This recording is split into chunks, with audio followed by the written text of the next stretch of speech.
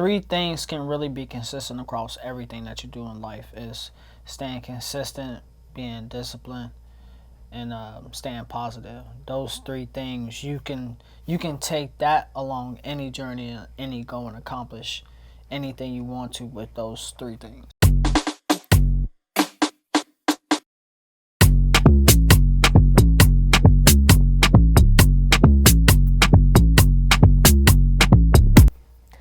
Hi you guys, my name is Jasmine. My name is Matthew Cohn from Cohn's Graphics. And today we're recording another episode of the 1% Better Everyday podcast. So the last video, it was a mukbang. Today we're actually just going to be answering some questions. I do have my laptop over here, but we're just going to be answering some questions. It's going to be like a really laid back video, just talking about just discipline and manifestation. We were kind of getting a little bit off topic, but we are showing up. We are being disciplined to showing up because we did want to start recording more episodes. And I know you were talking about how you were tired and you didn't want to record, but that's how I'd be actually every time. You want to record? Every time I want to record, I'd be like, bro, I don't feel like doing this shit. But then you just gotta get it done. Then you feel happy. so much better. Like when you 2 months down the road, you be like, damn, I'm glad I shot that. Like I'm glad I took that time to set up everything, and I'm glad I took that time to actually get it done, so that way I can still accomplish my goals. Cause everything that we're doing is for a future. Like we probably 3 episodes. Well, from me, as far as the reels that I've been making for the podcast, I'm 3 episodes, 2 to 3 episodes behind from the current episode. So we still got hella content just constantly coming. So that just goes back to your point about staying disciplined. Yeah, and this was the whole point of the podcast and why we started it, was to kind of show you guys behind the scenes and what it's really like behind just creators in general. But it's having discipline in these moments to still show up, still record, even if we feel tired and even if we don't always want to be here. Because like he said, later down the line, you're just going to thank yourself for being productive and actually getting the work done. But that was actually one thing I wanted to talk about in today's video, is that how do you define discipline for yourself in this journey that you're on? Prime example. I didn't feel like after you recorded, I didn't feel like recording. So my idea of being disciplined is, I have this planned out. It's written down on my planner. It's written down. We've had this planned out for a while. To just make sure you do what you say you're gonna do. And that's like one of my biggest pet peeves, is when somebody say they gonna do something and then don't do it. Especially when it's important and you know that it needs to get done. Like, that's the most annoying, is when people say they're going to do something and then don't do it. Yeah, don't follow through with it. Yeah. And I think that's because they're not disciplined. Yeah, I think consistency really goes hand in hand with discipline, is being consistent and just showing up. Because I was even telling one of my clients that I think we also make super unrealistic standards or expectations for ourselves, where we don't want to accomplish things because we think that we should be doing this or we should be doing that, instead of actually just making realistic goals. So even recording for us, we record about once a month, and that's not a lot, but when we do record, we're disciplined about recording bulk content, so that way we have it already in the top. Yeah. Do you believe that how you do one thing is how you do everything? No. And then that just goes back to I think it goes back to just people's different personalities and stuff like that. Like, what works for you might not work for her. So if this goal, you got 2 different goals, right? This plan for this goal might be the same plan for this goal. Does that make sense? Yeah. So that's why I say no. I think it does play a huge part, because I can only speak for myself. But for example, when I was on my 9 to 5, there were certain things where I was I was really good at the beginning, but then you kind of start to get burned out, and you're just I don't really care about this, because I was so invested into my business more. But I think I just learned that how you do, for me specifically, how you do one thing is definitely how you do everything, because even when I say like 5 more minutes or I say here and there, then you end up being late to other things just because you weren't disciplined in the areas that you needed to be. Does that make sense? Yeah, it makes sense, but you can also I feel like if you're not disciplined in one area, it's going to have like a trickle down effect, and it's going to trickle down into other aspects in your life. I mean, that's what it boils down to, is just those three things can really be consistent across everything that you do in life. Is staying consistent, being disciplined, and staying positive. Those three things, you can take that along any journey, any goal, and accomplish anything you want to with those three things. Yeah, and I was thinking about this. You made me think of that book that you made me read. I'm reading this book that he actually gave to me, and it's called How to Limit Distractions. And I really like that you actually made me read that book, because I think I learned that, especially with discipline, there's a lot of things that are distractions, like social media, having conversations on the phone with your friend or your mom, or, not your mom all the time, because I know you do need to talk to your parents, but I think that a lot of the things sometimes are distractions in a way when you don't have boundaries. Yeah. Because then you can allow too many things, or you can people please, and sometimes you have to like learn how to. For me, one of the things that the book taught me was how to put my phone on airplane mode, because it has really helped just cut down so much time that I don't need to be on my phone, or that I get distracted by other things. Yeah, absolutely. It's and it's important to, again, going back to everybody's individual, it's important to recognize and understand your own distractions.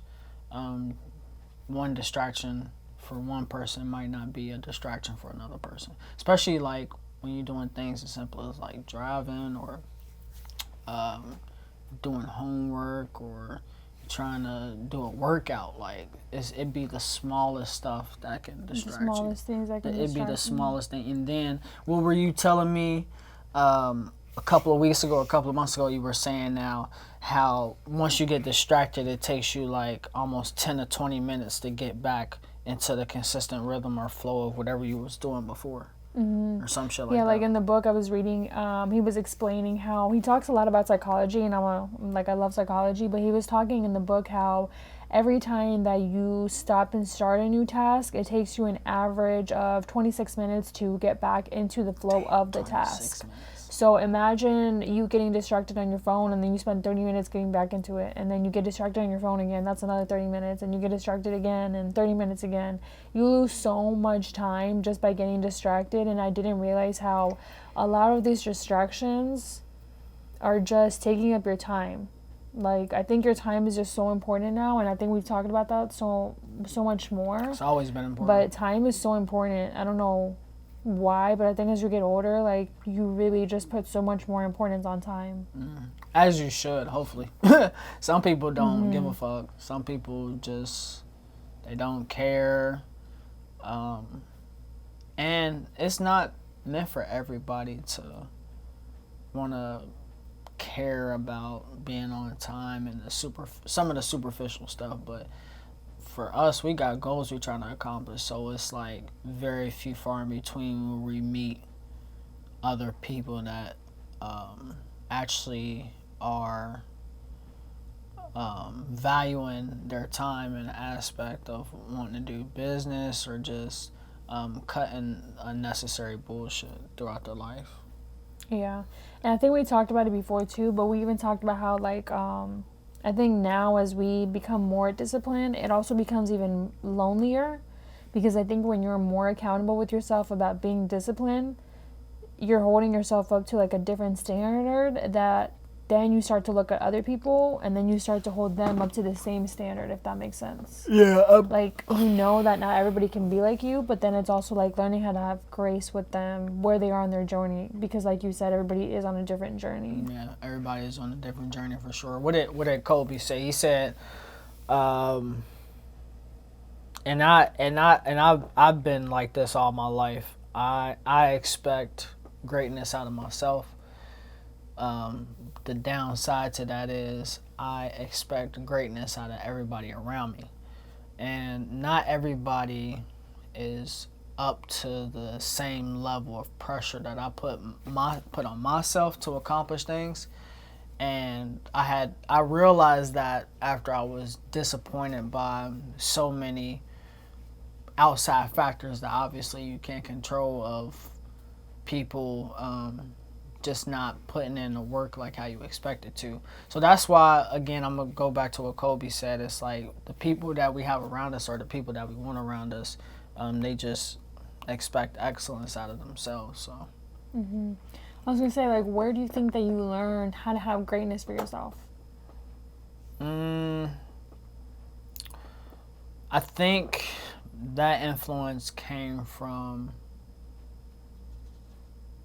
Like, did anybody ever tell you, like, oh, you have No. to be great in this area? Like, you have to be great. Like, I'm holding you up to this standard. Like, I'm holding you to be better. No, I've always held myself to a higher standard than what I grew up around and what I was introduced to. And when I mean higher standard, just higher standard for myself. Not everybody wants to live the lavish life or live the life that we're living, because we're obviously living our dreams. Not everybody wants that life, so I can't say better than everybody, but again, I didn't grow up around anybody just holding that excellence high. About time I got to middle school, I had a black principal, and his first thing he would say in the morning, or first thing out of the speakers when he did morning announcements, is give results, not excuses. And that was me in middle school. I don't know what fucking age you are in middle school, but for me, I carried that. I still carry that to this day. I still say that to this day. Give results, not excuses. So I would say my biggest contributor to that is honestly music, and sports. Especially, you have such great influences. Again, back to Kobe. If you ever watched any of his interviews or any of his any post game anything, he always expected. You can tell, and by his words, he's always expected greatness out of himself, a fellow Virgo. So that's something that I carried on. I don't know who I got that from. Shout out to whoever I got that from, the universe. But that's not something that I grew up with. What about you?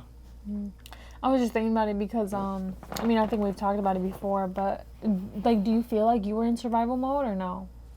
What's the definition of survival mode? I think to me, survival mode is like when you're so focused on surviving that you're not really focused on, I don't know, like living other things. Because every time you talk, like you always talk about how, like, you got to experience different things. And I think for me, my childhood was a little bit different because I was just always so focused on surviving. Like, I was just always focused on surviving the environment, surviving the moment, surviving the school, surviving the day.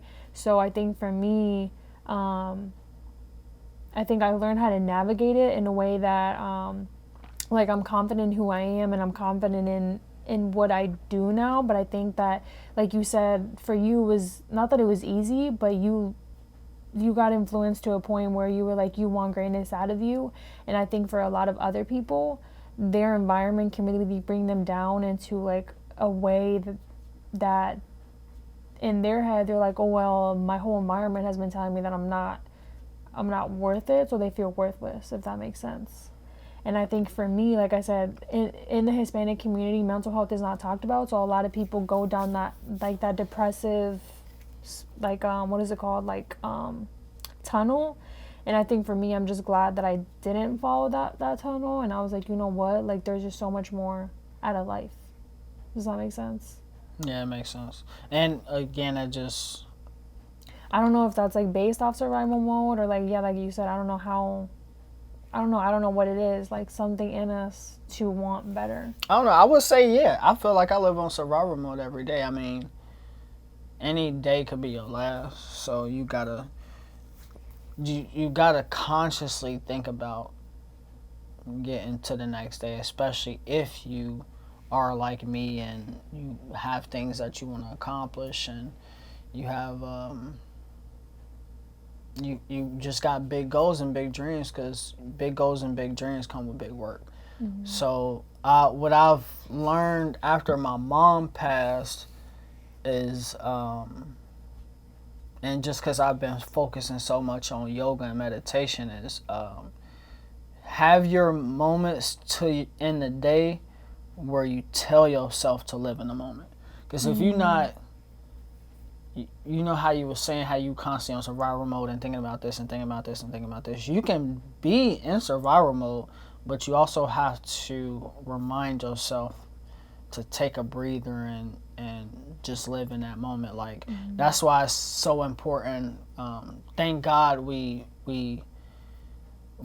made our decision and came down here, because like this past Sunday we went to what park is that? Oh, Starts with a P. Encanto Park. No, we didn't go to Encanto Park. We went to yeah, whatever. Papago Park. Papago. Yeah, Papago. That was lightning. I just seen lightning outside, guys. It hasn't rained here in months, by the way. No, but I want to answer your question really quick. I think to me, survival mode just means like, I don't know what the definition is, so I guess I need to look it up. But maybe we can start the next episode based off of that. But I think to me, survival mode just means like you didn't allow yourself as a kid to, and maybe a lot of us experience this as people of color, but you didn't allow yourself to more so, like you said, live in the moment, and you were just trying to survive traumatic experiences. But then again, you know, everybody has a different definition, so I don't know. And a way of dealing with that. Yeah. As well. I was just so blessed growing up. I don't know what I did in my past life to deserve the blessings that I receive on a daily basis. But just being back to us being at Papago Park, just being able to, we did the journey right, we did the climb right, but a lot of people don't take their time. We on this mountain, we're super high up, almost 1,000 feet up, and when you think about that, it's like a lot of people don't. What I've noticed is a lot of people don't take their time to actually sit there and enjoy the climb that they just did. Like every time we go hiking, when there's a bunch of people around, especially just coming like October and November, since it's still warm outside, it's gonna be a lot of people hiking outside. And a lot of people, what I notice is they're like rushing up and down the mountain, right? That's how I look at life. If you ever come out here, you go hiking or just see people hiking, that's how I notice how life is. They're constantly running up and down the mountain, but very few actually stop and smell the roses and live in the moment and just relax and see what's going on. If that makes sense. Yeah. I think that's a perfect example to life. Is like, we even talk about this in our careers, but some days I feel like, especially with entrepreneurship, it's such a race, like you said, that we're always on the go, and we don't get to just enjoy the moment. So I think you explained it really well, is that's always going to be like a mountain, and you're always going to be climbing for a higher high, but then there's always going to be lows, and you always have to just, we've talked about this, just stay zen and just enjoy the moment. But I think we're going to end it there, because we got a good 20 minutes for today's episode. We're going to start off the next episode with a topic on survival, because I know that that's like a huge conversation that we could go into. But we're going to end it there. Let me know if you guys like this video. And we're really preaching our own, we're really following our own advice and just trying to be consistent and showing up and being disciplined. So again, that's what this podcast is about, is just getting 1% better every single day. But if you guys like this, don't forget to like, share, and subscribe. My name is Jasmine. Peace. You didn't even say your name. Catch the beginning of the video. Make sure you like and subscribe. Bye. Bye.